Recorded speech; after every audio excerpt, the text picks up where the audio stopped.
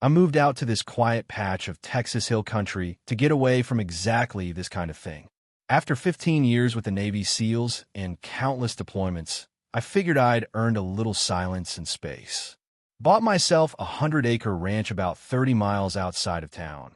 Rolling land, a modest house, livestock to keep me busy, and a dog named Boomer who, like me, had seen too much and wanted no part of the noise anymore. For a year, it was heaven. Then, about 6 months ago, the signs started showing up. They weren't anything official, just white laminated pages stuck to the gate, my fence posts, or the mailbox. Bold, red-lettered headlines, mandatory inspection notice, or HOA compliance order, structure code violation. Problem was, I didn't have an HOA. When I bought this property, I went out of my way to avoid any neighborhood associations, precisely because I didn't want anyone telling me how high my grass could grow or what color I could paint my barn. There are no suburban streets out here, just fields, woods, and barbed wire. I figured it was a mistake or some city slicker got lost with their paperwork. I threw the first few notices away, but they kept coming. Then one morning, I caught them in the act. Boomer growled before I even stepped outside, tail stiff, low rumble deep in his throat. I grabbed the .45 from the mantel, not because I expected trouble, but because habit dies hard. When I opened the door, I saw them. 2 men in dark navy blue tactical vests, combat boots, matching baseball caps that read, HED, HOA Enforcement Division. One had a clipboard, the other carried a utility belt like a rent-a-cop's dream, zip ties, a flashlight, pepper spray, even what looked like a taser. The one with the clipboard looked up from marking something on my fence. He smiled, in that smug, officious way only a bureaucrat with pretend power can manage. "Morning, sir. You're in violation of Section 9 of the HOA Community Preservation Code. This fence extension appears non-compliant." I blinked at him. "You're trespassing, sir, as per code enforcement privileges under residential covenant bylaws. There are no covenants here. This isn't an HOA property." They exchanged a glance. Clipboard guy kept smiling. "We've recently annexed several parcels into the Oak Ridge Homeowners Association. Notifications were mailed last month." I stepped off the porch, still holding the pistol down by my side. "You didn't annex anything. This land's privately owned. No HOA, no jurisdiction. You've got 10 seconds to get off my property." The taser guy shifted a little, his hand brushing the butt of something on his belt. Clipboard man's smile faded. "Sir, any threat of violence against an agent of a governing HOA body is a misdemeanor under municipal code." I raised the pistol, slow, deliberate. "You're 5 seconds over. Move." They moved. No panic, just quiet retreat, like they weren't sure if I was bluffing but didn't want to be the ones to test it. I stood there watching them walk back to their white pickup, unmarked aside from a magnetic decal with the same made-up HED logo. They didn't peel out, didn't scream threats. Just got in and drove off like it was another Tuesday. Boomer sat at my feet, watching them with the same skeptical eyes he used to scan alleyways in Hellman Province. I scratched behind his ears. That wasn't real law enforcement. The next few days were quiet. No new signs. No weird men. But I couldn't shake the feeling that something was brewing, so I started doing a little digging. First stop was the county recorder's office. No record of any HOA named Oak Ridge operating in or near my zip code. No land transfers, no annexations, no charter filings. I checked with the sheriff's office next. No such entity as HED recognized under county law enforcement. Not a subdivision, not a private security firm, not even a registered business name. They were ghosts. Still, when I asked the deputy if anything like this had come up before, he hesitated. "Well," he said, scratching at his chin, "there was a guy out by Lake Travis said something about a fake HOA last year. They left a bunch of fines on his gate, threatened to tow his RV. He came down here, showed us the notices. Looked official, but it was all bogus. We figured it was some scam, just weird that they'd go to all that trouble." I asked what happened to the guy. "Property burned down 2 weeks later. Electrical fault, supposedly. He moved to Nevada." I didn't like that answer. I liked it even less after I checked my trail cams and found someone had walked the northern fence line just 2 nights prior. outside of motion light range, too. Tall guy, heavy set. Grainy footage, but he had the same blue hat.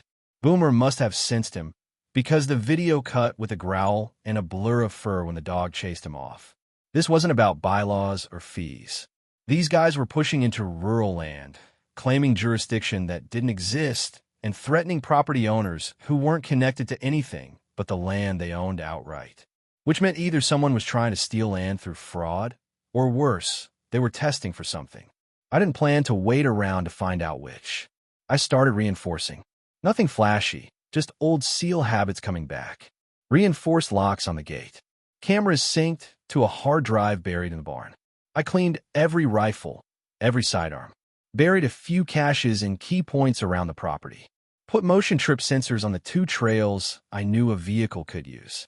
I made it look like a rancher who cared about property crime. Nothing paramilitary, but sharp enough that if someone came sniffing again, they'd see teeth. Then I started watching. Twice more over the next 10 days, they showed up. Not the same pair, different combinations. Always 2 or 3 men. Same uniforms. Same clipped language. They never crossed the fence again, just left notices stuck in strange places, under flower pots, inside my feed shed. One even made it to my porch. That one read, "Final compliance warning, forcible entry authorized." It wasn't written like legalese. It was written like a threat. The date listed was Friday, 3 a.m. I didn't go to sleep that night. It was 2:47 a.m. when Boomer's growl snapped me upright. I'd been watching the monitors for hours, waiting for something. I didn't expect them to come right on schedule, but there it was, 3 vehicles cresting the hill on the Western Trail. No headlights, no engine noise, must have rolled in neutral for the last 50 yards. They stopped just inside the tree line. I counted 7 shapes climbing out, each one geared up in black vests, fake patches, and probably carrying weapons they didn't know how to use properly. Civilians playing soldier. They split into 2 groups, moving toward the north and east sides of the property. I clicked on the comms unit strapped to my shoulder. It wasn't connected to a team, just a mic feeding into the drive recorder. If this went south, I wanted someone to hear the whole thing on playback. 7 targets. No ID. 0 law enforcement insignia. Trespassing with intent. Commencing counter-defense. Boomer stayed low at my side, muscles twitching like a coiled spring. He knew his job. Stay silent, stay near, and attack only on command. I let him out the back, where he slipped into the shadows. I taught him better than most handlers I knew in the service. Smart dog. Deadly. The first tripwire snapped just after 3 a.m. An audible pop and a blinding magnesium flare turned the night into day on the northern fence line. I saw 2 of them scatter like ants. One dove behind a tree. The other dropped his plastic rifle, probably not expecting a flashbang substitute in a cow pasture.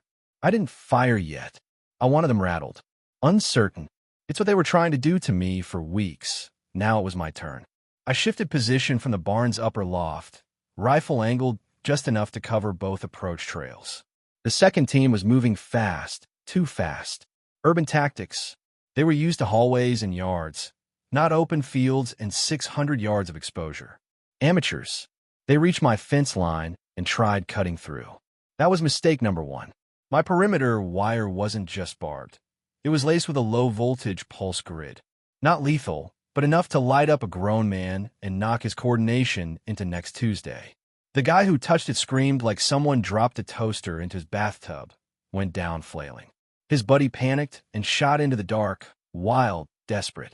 I zeroed in, adjusted for wind, and fired 1 round. Crack! His weapon flew from his hand as he screamed and clutched at a shoulder. Non-lethal shot. I'm not a murderer. But I wasn't about to let them turn this into a one-sided assault. I switched positions. Fast. Quiet. Years of nighttime ops had carved this into my muscle memory. Within 20 seconds, I was back in the shadows behind the smokehouse, watching the remaining 3 creep toward the east pasture. The ranch had no floodlights. That was intentional. Too much light, and you lose your edge. But I'd rigged motion-activated strobes near the eastern trail, excessively bright, stuttering flashes designed to disorient. I waited for the lead man to cross the IR sensor. Flash. He staggered like he'd walked into a rave. The guy behind him tripped, and tumbled down the slope. I heard the unmistakable clatter of his rifle smashing against a rock. I used the confusion to flank them. 2 short bursts of pepper gel from the cover of the oak tree sent them choking into the dirt. They never saw me. Tactical 101. You don't need to engage the whole force. You need to break their coordination. 4 down. 3 remaining. I checked my wristwatch. 3:14 a.m. By now, the rest were bunching near the front gate, probably trying to regroup. I saw one of them raise a radio to his mouth. I fired a round that shattered the walkie right out of his hand. That sent the whole bunch scrambling behind the truck. They'd parked just outside the range of my buried spike strip. Another miscalculation. I had covered more of the ranch's entrances than they realized. They thought I was a lone old vet playing cowboy. They didn't realize this place was a defensive zone wrapped in pastures and wire fencing. I crept toward them through the brush line, silent as smoke. Got within 30 feet before Boomer came in from behind, silent until the last moment, launching at the guy on the far left. His scream was muffled by fur and snarls. The others turned, raising weapons. One had a real pistol now. I didn't hesitate. Crack! Crack! One shot took out the guy's knee. Another into the dirt, near the other one's boot. He dropped his weapon instantly. Hands up. Don't shoot. Don't shoot. I kept the rifle trained on them as I stepped out of the tree line. Weapons down. Hands behind your heads. Face the truck. Boomer growled, blood on his muzzle, but standing guard like a sentinel. The man he tackled wasn't dead, just panicked and pinned, arm likely broken. I zip-tied all 3 with the kit they'd brought for me. Sat them down in the dirt while I called the sheriff. When the law showed up 45 minutes later, they came in full lights and sirens. They knew me by now. Knew I didn't cry wolf. Sheriff Branson climbed out of his cruiser, boots crunching gravel as he took in the scene. 7 men, zip-tied and bruised, laid out like a SEAL Ops worst field report. Jesus, he muttered. You were expecting them? They sent me a notice, I said. Said they'd be back at 3 a.m. for compliance enforcement. His deputy started collecting IDs. Problem was, none of them matched their uniforms. Fake badges. Fake names. Several of the IDs were fraudulent. 2 of the men were already wanted on warrants in different counties for impersonation and fraud. One guy had a rap sheet involving stolen property and vigilante code enforcement in Arizona. These weren't neighbors. They were an organized crew. But it got stranger. One of the deputies' flashlights caught something inside one of their trucks. In the bed, neatly stacked under a tarp, were clipboards, folders, and boxes labeled HOA transfer kits. Inside were printed documents, seals, and blank violation notices for at least 50 different neighborhood associations across the state. Names of rural roads, parcel IDs, fake subdivision plats, pre-filled templates for legal threats, lien warnings, and something labeled voluntary compliance demands. Sheriff Branson whistled low. They've been doing this a while. I nodded. Where someone trained them to. One of the men broke under questioning. A weasel-faced guy with a shaved head and too many tattoos for someone claiming to be an HOA field commander. He said they were part of something called Rural Integration Systems. Not a real company, just a name used online in forums and encrypted messaging apps.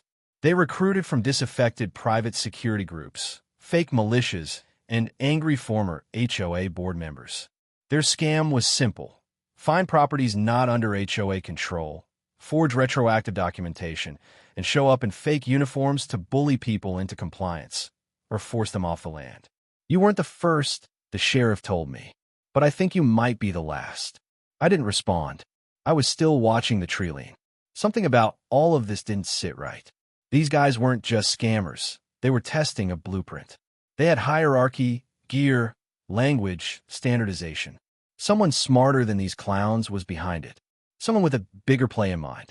As the sun came up over the ridge, Boomer sat next to me, eyes still scanning the horizon. I rested a hand on his back. We're not done, I said softly. Not yet.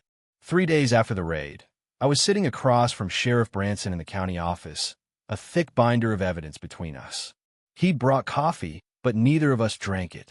We were too busy sifting through hundreds of pages of faked legal notices, land title forgeries, and property acquisition proposals that looked almost legitimate. If I hadn't dealt with black ops paperwork for half my life, I might have thought these jokers were just smart criminals. But something deeper was running under this whole operation, something precise. You don't manufacture an entire HOA bureaucracy unless you've got a long-term goal. They weren't just scamming for fines, I said, flipping through a folder marked Oak Ridge Expansion Strategy, Phase 2. This is about land acquisition. Branson nodded grimly. They've targeted 15 other properties across 4 counties, and they almost got away with it in 2. What stopped them? He gave me a look. They ran into people who scared easier than you. I took that in. It made sense. If they'd come to me 5 years earlier, before the SEAL life hardened me into someone who sees threat matrices in every shadow, maybe I would have crumpled too. But that wasn't me. I wasn't just going to stop them. I was going to end it. I asked Branson for full access to anything digital they'd pulled from the raid. Phones, USBs, SD cards. He hesitated, then relented.